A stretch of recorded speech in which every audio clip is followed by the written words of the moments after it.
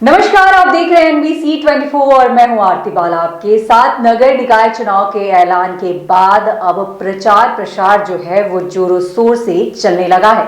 एक बार फिर जनता के बीच बड़े बड़े दावे किए जा रहे हैं। तो वहीं आपको बता दें कि अब इन प्रत्याशियों को एक बार फिर जनता की याद आ गई है। आपको बता दें कि अब इस नगर निकाय चुनाव में जो भी खर्च किए जाएंगे उनके सारे ब्यौरे जो हैं, उनका सारा रिकॉर्ड जो है वो सरकार को देना होगा। क्या कुछ ऐसे में खबरें हैं वो आपको समझाते हैं। दरअसल नगर निकाय चुनाव के ऐलान के बाद अब चुनाव की तैयारियां जोरों शोर से चल रही है। इसी कड़ी में राजधानी पटना में 10 नगर परिषद और 2 नगर पंचायत में 18 दिसंबर को चुनाव होना है। इसमें पार्षद, उप मुख्य पार्षद और मुख्य पार्षद के चयन के लिए वोट डाले जाएंगे।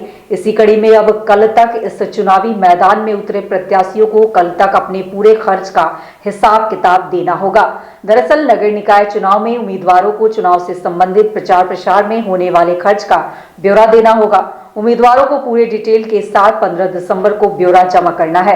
बता दें कि कुछ महीने पहले राज्य निर्वाचन आयोग की तरफ से चुनाव की तिथि निर्धारित कर ऐलान किया गया, जिसके बाद प्रत्याशियों ने अपना नामांकन पत्र भरा और चुनाव को लेकर प्रचार और वोटरों से संपर्क साधने का काम शुरू हुआ।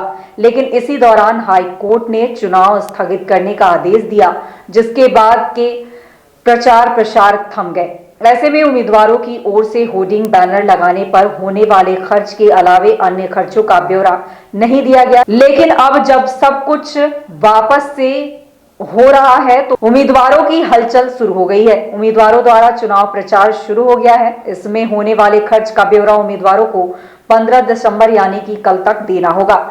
जानकारी हो कि चुनाव को लेकर उम्मीदवारों के लिए खर्च की सीमा तय की गई है। इसमें मेयर और डिप्टी मेयर को 30-30 लाख खर्च करना होगा। वार्ड पार्षदों को वार्ड में 4 से 10,000 आबादी वाले पर 60,000 व 10 से 20,000 वाले आबादी पर 80,000 खर्च करने की सीमा है। गौरतलब हो कि स्वच्छ, निष्पक्ष और शांतिपूर्ण चुनाव संपन्न कराने के लिए 102 सेक्टर पदाधिकारी नियुक्त किए गए हैं। राज्य निर्वाचन आयोग के आदेश पर चुनाव के लिए निर्धारित केंद्रों में 4 भवनों पर 1 सेक्टर पदाधिकारी को नियुक्त किया गया है। इस संबंध में जिला निर्वाचन पदाधिकारी सह जिला पार्षद डॉक्टर चंद्रशेखर सिंह और एसएसपी मानवजीत सिंह ढिल्लों के हस्ताक्षर से आदेश जारी हुआ है। पहले चरण में 327 वार्डों का चुनाव होगा। इसके लिए 357 भवन बनाए गए हैं।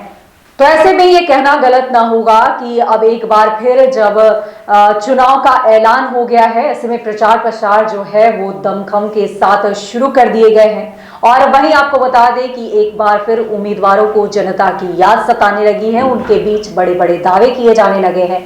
ऐसे में ये दावे कितने सफल साबित होते हैं ये तो अब आने वाला वक्त ही बताएगा। फिलहाल ऐसी खबरों से अपडेट रहने के लिए यूं ही जुड़े रहे हमारे साथ और तब तक के लिए मेरी इजाजत। नमस्कार।